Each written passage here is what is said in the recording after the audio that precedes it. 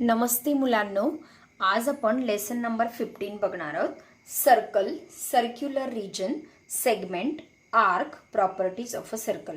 म्हणजेच वर्तुळ, वर्तुळ क्षेत्र, वर्तुळखंड, वर्तुळ कंस व वर्तुळाचे गुणधर्म या पाठामध्ये आपण बघणार आहोत.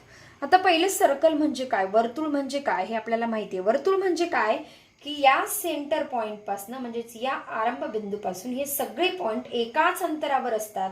अशा सर्व बिंदूंचा संच, set of point, is called a circle. मग आता या ओ पॉइंट पासून हे जे सर्कलवरचे सगळे बिंदू आहेत म्हणजे पी, ए, डी, क्यू, सी हे समान अंतरावर असतात.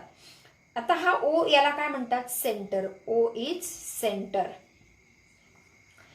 ओ ए इज रेडियस म्हणजे त्रिज्या. ओ ए, ओ पी, ओ क्यू ह्या सगळ्या काय रेडियस आहेत. पी क्यू हे काय डायमीटर. डायमीटर म्हणजे काय, त्याला व्यास म्हणतात. आणि सी डी याला कॉर्ड म्हणतात, जीवा.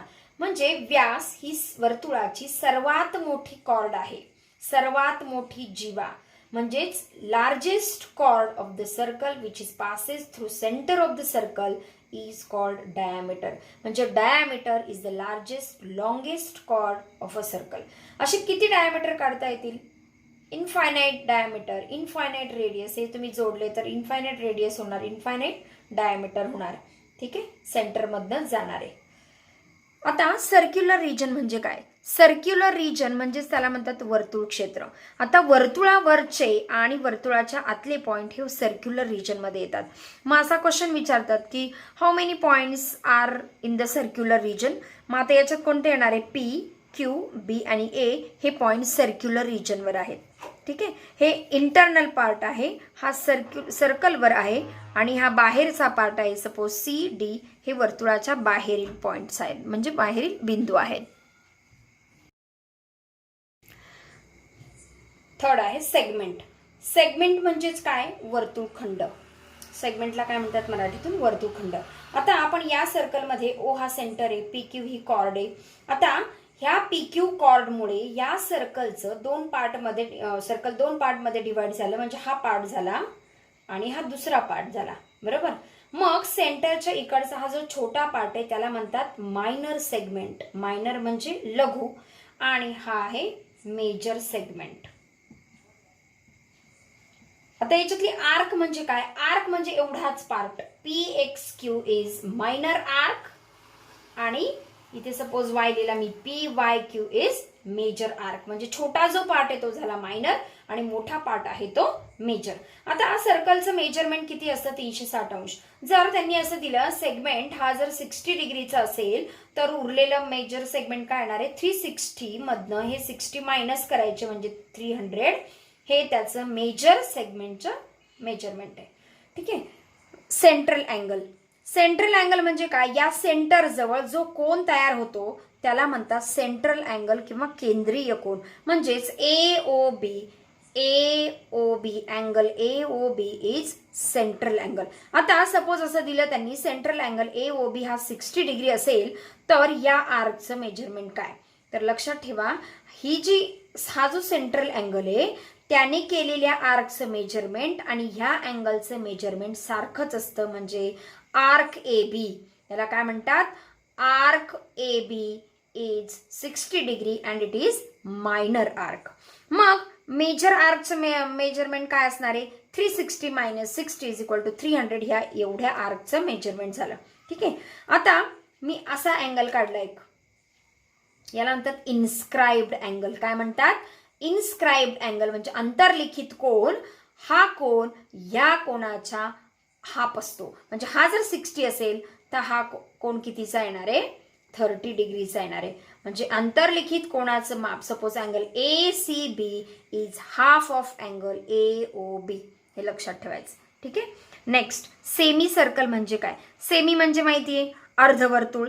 सेमी म्हणजे अर्ध आणि सर्कल अर्ध म्हणजे सेमी सर्कल म्हणजे अर्धवर्तुळ. मग या डायमीटरमुळे सर्कलचे ज्या दोन पार्टमध्ये डिवाइड झाले त्याला म्हणतात सेमी सर्कल. म्हणजे हा एक पार्ट आणि हा दुसरा पार्ट, हे दोन सेमी सर्कल झाले. मग सेमी सर्कलचं मेजरमेंट किती असणार आहे? टोटल 360 आहे, मग त्याचं हाफ केलं तर आपण हा 180 अंशाचा आहे आणि हा 180 अंशाचा आहे. म्हणजे measure of semi circle is 180 degree. Next आहे अँगल इन सेमी सर्कल म्हणजे अर्धवर्तुळातील कोन. आता हा बघितला आपण ए बी काय डायमीटर आहे. ह्या डायमीटरने ह्या पार्टमध्ये किंवा ह्या पार्टमध्ये कोण ह्या पॉइंटशी केलेला अँगल हा 90 डिग्री असतो. म्हणजे angle APB is equal to 90 degree. किंवा मी इथे सपोज क्यूब घेतला तर अँगल AQB इज 90 डिग्री. त्याला म्हणतात अर्धवर्तुळातील कोन हा काटकोन असतो. म्हणजे डायमीटरने कुठेही या पॉइंटशी केलेला कोन काय असतो 90 डिग्रीचा असतो. नेक्स्ट आहे सायक्लिक क्वाड्रिलॅटरल म्हणजे काय. सायक्लिक क्वाड्रिलॅटरल म्हणजे त्याला म्हणतात चक्रीय चौकोन. चक्रीय चौकोन म्हणजे ज्या चौकोनाचे चारही पॉइंट्स, चारही व्हर्टेक्स, चारही शिरोबिंदू जर वर्तुळावर असतील तर त्या चौकोनाला म्हणतात सायक्लिक क्वाड्रिलॅटरल. म्हणजे the quadrilateral in which all the 4 vertices are present on the circular part is called cyclic quadrilateral. आणि cyclic quadrilateral ची प्रॉपर्टी काय, अपोजिट अँगल्स आर सप्लिमेंटरी. म्हणजेच angle B plus angle D is equal to 180 degree and angle A plus angle C is equal to 180 degree. म्हणजेच opposite angles are supplementary in cyclic quadrilateral.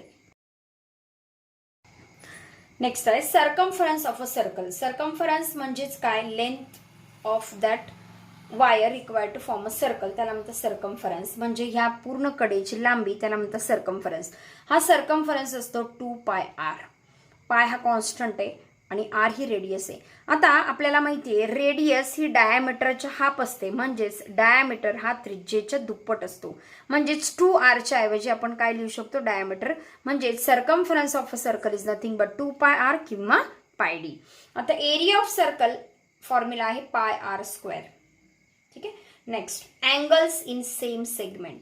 आता segment suppose हे पकडलं, हे घेतलं आपण, हे segment ABC आणि ADC हे दोन, हे एकच सेगमेंट आहे. हा इथून इथपर्यंत हा एकच सेगमेंट आहे, बरोबर.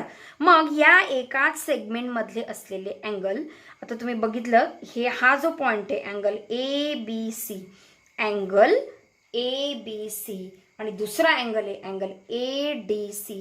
अँगल ADC इथं बघितलं तुम्ही स्टार्टिंग पॉइंट आणि एंडिंग पॉइंट काय आहे, दोघांचा सारखाच आहे. म्हणजे ज्या दोन अँगलची starting and ending point connected असतात आणि ते एकाच सेगमेंटमध्ये असतात, दॅट 2 अँगल्स आर कॉन्ग्रुएंट. म्हणजेच major angle ABC is equal to major angle ADC. म्हणजेच angle ABC is congruent with angle ADC. म्हणजे नेक्स्ट आहे properties of circle and chord. आता कॉर्ड म्हणजे माहिती आहे आपल्याला, सर्कलवरचे कुठेही दोन पॉईंट जर जोडले तर जे सेगमेंट तयार होतं त्याला म्हणतात कॉर्ड. म्हणजे AB इथे कॉर्ड आहे. हो, O हा त्याचा सर्कलचा सेंटर आहे.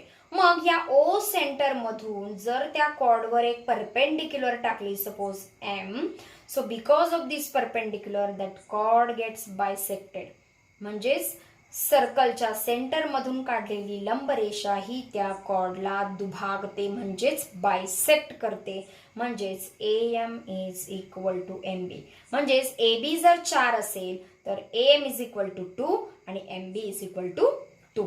आता दुसरं सपोज AB आणि ही मी दुसरी कॉर्ड काढली, सपोज CD, ही एकाच मापाची. म्हणजे जर या दोन chord AB is equal to CD असतील तर या दोन्ही कॉर्ड सेंटर पासनं समान अंतरावर असतात. म्हणजेच OM is equal to ON. म्हणजे एकरूप जीवा या सेंटर पासनं समान अंतरावर असतात. Equal chords are at the same distance from the centre. आता याच इक्वल कॉर्डने सेंटरशी केलेले अँगल इक्वल असतात. याचा अर्थ काय, जर AB is equal to CD then angle AOB is equal to angle COD. म्हणजेच एकरूप कॉर्डने, इक्वल कॉर्डने केलेला सेंटर जवळचा अँगल हे इक्वल असतात. Next angles in minor and major segments. आता मायनर सेगमेंट म्हणजे काय, आता हे तुमचं सर्कल आहे, याच्यात ह्या AB कॉर्डमुळे सर्कलचा हा इकडचा पार्ट आणि हा खालचा पार्ट ह्या दोन पार्टमध्ये डिवाइड होते आणि त्याला each part is called a segment. मग याचा छोटा जो पार्ट आहे म्हणजे ADB हा जो पार्ट आहे ते झाले मायनर सेगमेंट आणि ACB हे टोटल पार्ट काय झाला, मेजर सेगमेंट. मग या मायनर सेगमेंट मधला अँगल आणि मेजर सेगमेंट मधला अँगल काय असतो, तर तीही बघितलं तुम्ही. अँगल ADB हा असतो ऑब्च्युस अँगल, म्हणजेच मायनर सेगमेंट मधला अँगल असतो ऑब्च्युस आणि मेजर सेगमेंट मधला अँगल असतो acute angle. ACB is acute angle. Acute म्हणजे लेस दॅन 90 डिग्री. आता पुढच्या व्हिडिओमध्ये आपण याच्यावरचे एक्झाम्पल्स बघणार आहोत.